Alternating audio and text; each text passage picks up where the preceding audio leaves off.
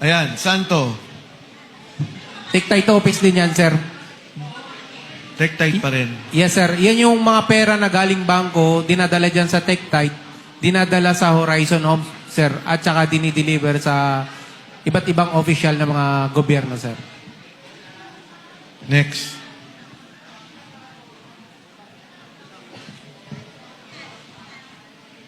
Sir, yan sa building ni Senator Soto.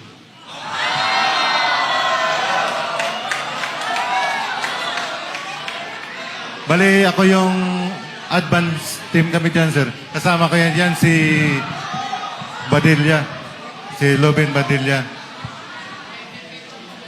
Sino tong kinuna mo ng litrato?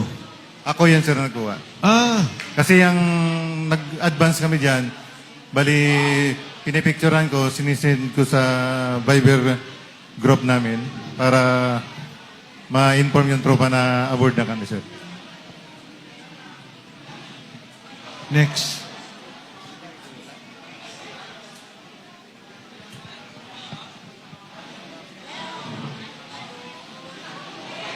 Tore, oh, tore, oh.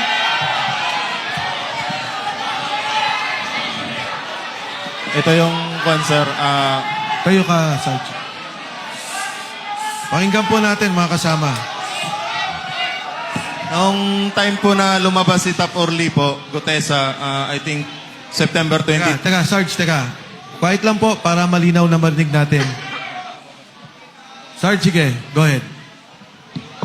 Ito po yung time na yung lumabas na po si Tap Orly Gutesa, September 25, 2025.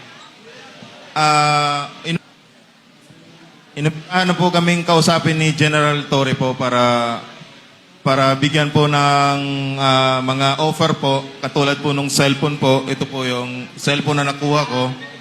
Tapos binigyan rin po kami ng 50,000 po para kapalit po doon sa affidavit na magpapatunay po na papasinungalingan namin yung mga pahayag po ni Tap Orly Gutesa po. Bale yung 50,000 bayad po sa amin for disturbance fee po na sinasabi nila. Niya po.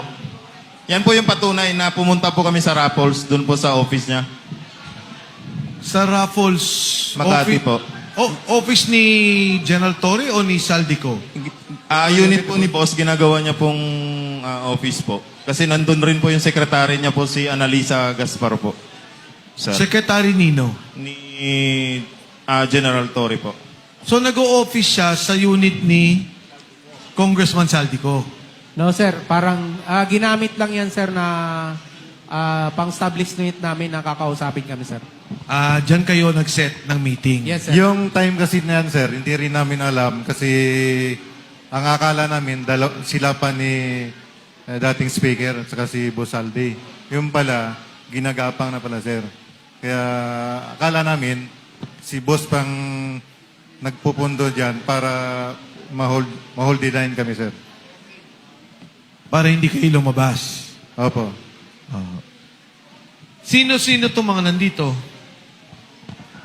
Yung dito po, yung naka-gray po, si kasamahan po namin, si Tap Malati po, retired Army, si General Torre po, si Tap Lupian, si Sarge Master Polidario, si Tap Pabiluna, at saka ito po, yung ulo po, si Tap Voluntante po. Kasama rin dyan po. Actually, sir, marami kami dyan. Mga Ilan? 15 kami, sir, na pinapirma po ng NDA po. Non-disclosure agreement at saka yung affidavit po na magpapatunay na papasinungalingan po namin yung sinasabi ni Tap Orly po. So, nagkaroon kayo ng isa lang na affidavit para sabihin nagsisinungaling si Orly Gutesa. Individual. Individual yun, sir. Kaya nga, individual affidavit, pero yung affidavit, ang sinasabi lang, nagsisinungaling si Orly Gutesa. Tama? Opo, sir, tama. Tama po, sir, tama. Okay. Matanong ko lang, bakit ang posing nyo nakaganyan? Yan yung time na inaamon niya si, sir, baste ng boxing. Kaya ganyan ang posing nyo. Yes, sir. Next. Kami po yan. Nagpa-picture po siya sa akin.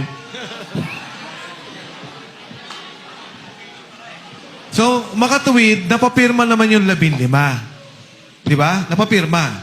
Ang ginawa kasi namin nun, sir, nag-usap kami ng 15. Hindi kami pumirma nung time na yan, sir. Ang ginawa nila, sir, by batch na kami. Pero napapirma pa rin kami, sir. Napapirma. Yes, sir. Ano pa ang pinangako sa inyo dyan? Trabaho po. Yun po. Gagawa daw po siya ng security agency. Tapos, yun po. Kapalit po nung mga cellphone at saka yung mga hindi na po kami lalabas. Hindi, mabuti. Katunayan niya, sir, yung ibang tropa nandun sa agency ngayon. Mga 28 mga tropa na nandun ngayon, sir. May 28 kayong kasama nandun sa agency ngayon. Opo, sir. Wala namang pananakot. Yun, kasama. Hindi naman masabing pananakot siguro, sir, kasi parang doon na pinangakuan ng trabaho saka hindi na magsalita. Ganun, sir. Sarge, go ahead.